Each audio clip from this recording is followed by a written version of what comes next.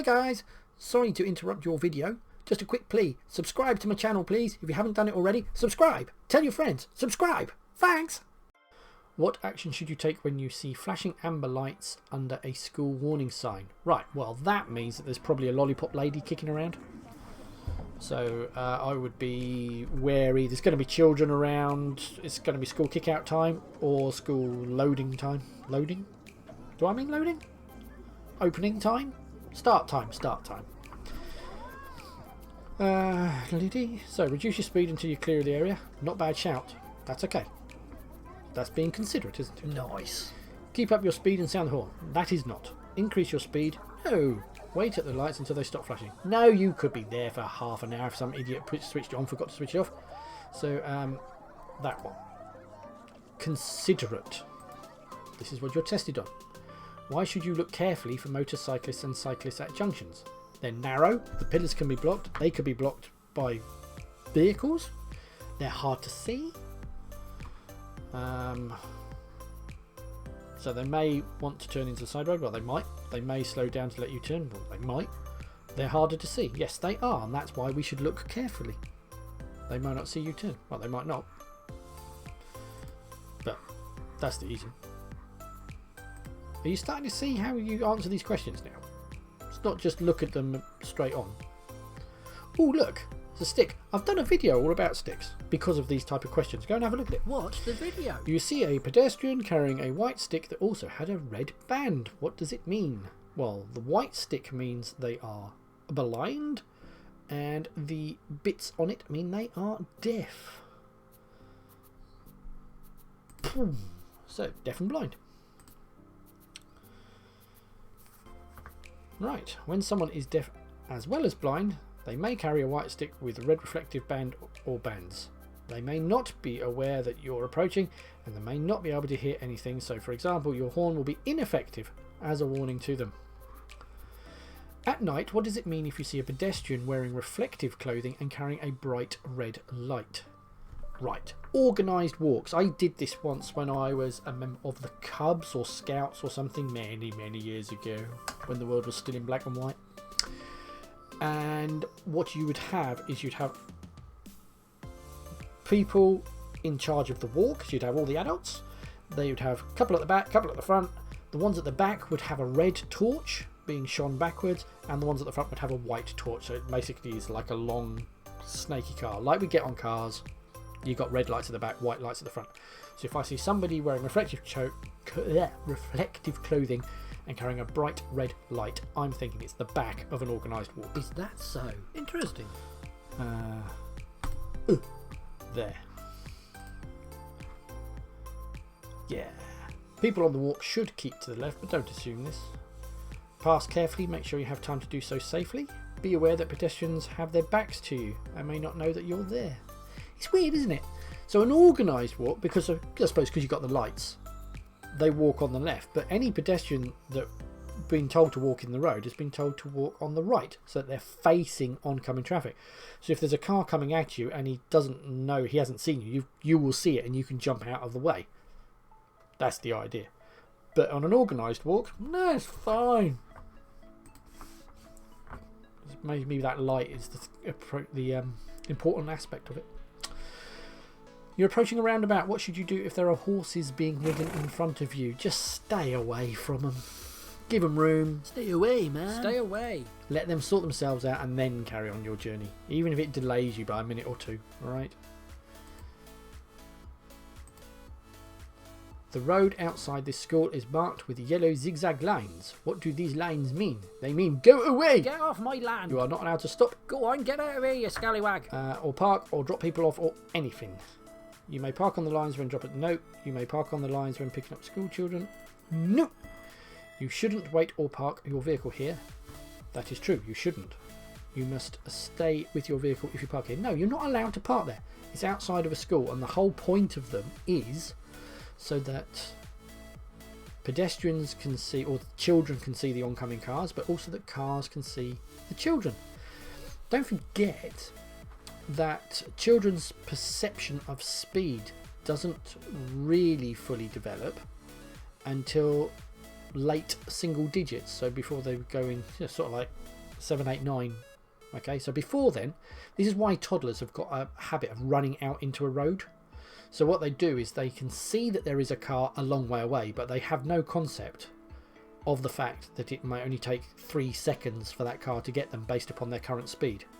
The brain develops, but they don't have that, and that's why you always have to keep hold of a toddler, because they just run out into roads, because to them the car looks a long way away and therefore they are safe. They don't have speed perception, and that's why we keep this stuff clear. That was a bit of a side issue there, but you're welcome, you can have that. Hey, thank you. Which vehicle should you allow extra room as you overtake them? Well, anybody that might get blown around so I can squash them. This lot are unlikely to be blown around. Only if it's a hurricane kicking around with that lorry, wonder. Right. Don't pass cyclists too closely, as they may need to veer around a pothole, drain or other hazard. They may be buffeted by side wind, and they may be unsteady by or made unsteady by your vehicle. Right, triangle. I've gone and done the video about road and traffic signs. Couldn't remember what it was called, had to check there. It's a big thing. It took me ages to do that. Go and watch it. Watch the video. Triangle, warning sign, bicycle, therefore it's warning you of bicycles. So, no cycling is not a warning. Cycle route ahead, yes. You're warning you that there is a cycle route ahead. Like that. Cycle parking only? No. No, that wouldn't be a warning, that would be an instruction. That'd be a blue sign, something like that. And end of cycle route? No. So cycle route ahead, because you're being warned of cycles. What would you do if you see older people crossing the road ahead? This is warning of elderly people or infirm. Wave them across? No. Be patient and allow them to cross in their own time. Yes, because we want considerate people. And the others are just basically being a knob. Be nice. How will a school crossing patrol signal you to stop? That school crossing patrol is lollipop lady. All right. They will display a stop sign. You've seen the lollipops. It's got stop written in it. They hold it out at an angle like that. Yeah. They hold it up and they hold it out like that. And then when they're ready, then they go boom and they just stick it in the middle of the road. But it's the fact that it's leaning out, that's the equivalent of an amber light on a traffic light. So, by displaying stop sign, yes, they will. That is absolutely right. As you approach a pelican crossing, the lights change to green. Fabulous. What should you do if older people are still crossing? Well, they're on the pedestrian crossing, as I said earlier on, the inflatable crossing. You are not allowed on it if there's somebody else on it. So therefore you wait patiently whilst they cross. Just wait, man. They must be completely off it. Even if there's 2 lanes and your lane is clear and they're still in that lane, you are not allowed onto the crossing. Hey darling, just wait. Police will pull you and they will have a chat with you if they see you do that. Wait. What should you do when you're following a learner driver who stalls at a junction? Well, we've all been there. And what's the last thing we want? We don't want somebody banging on the horn, shouting and waving at us, alright? Just let them sort themselves out, otherwise they're going to panic more, they're going to stall again, then it will get worse and they'll rush the clutch and they'll stall again and again and again and again. Just stay relaxed, chilled, give them a little in the window so they know there's nothing if you want to, because it will benefit you if they pull away. So the more relaxed you can make them, that it's like, don't worry about it, it's fine. Then they're less likely to muck it up second time. So be patient as you expect them to make mistakes. Yeah, I like that. It's alright. Stay very close behind and flash it. No. Start to rev it. No. Immediately steer around them and drive on. No. Just be patient. You're driving in slow moving traffic. Right. What should you do just before changing lane?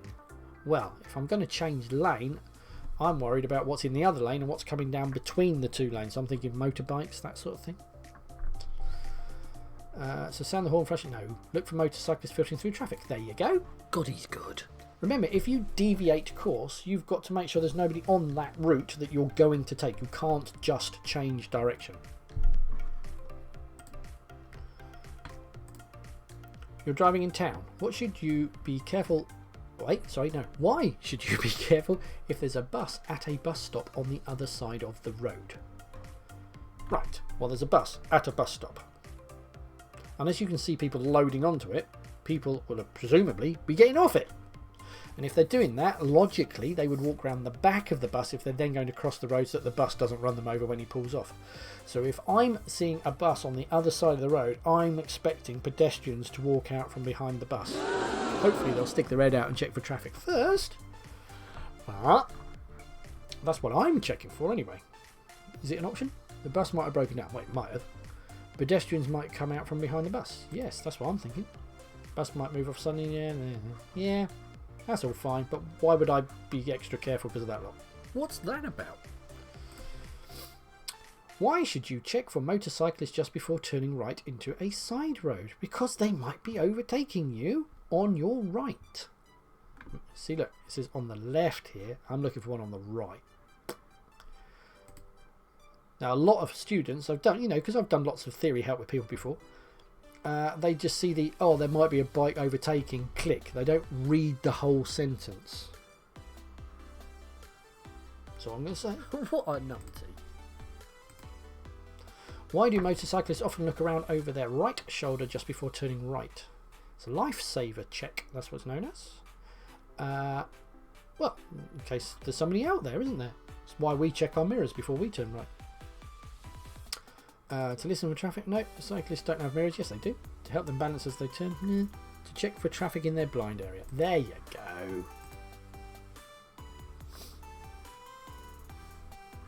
So the fact that there's a motorcyclist riding around, they're just saying here, look for the clues that other people do.